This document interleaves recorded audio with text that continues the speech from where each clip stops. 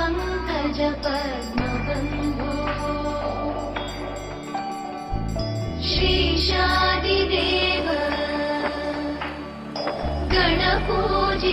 गणपूजितपादपद्मा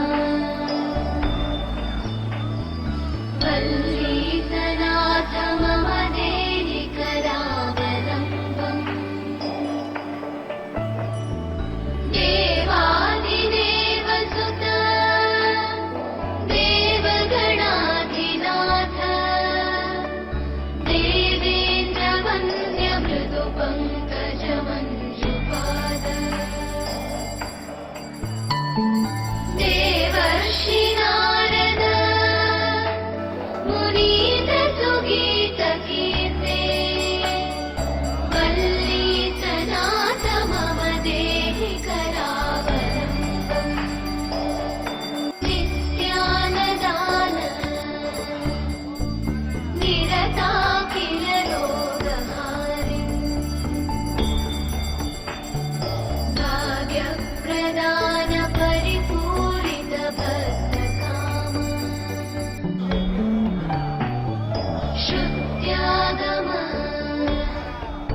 प्रणववाच्य निजस्वरूप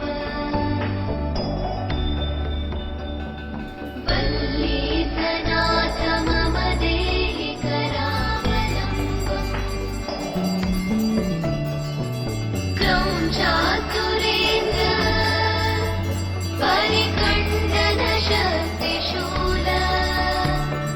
चापादिशस्त्र परिमण्डित दिव्यपाणि श्रीकुण्डलीशधर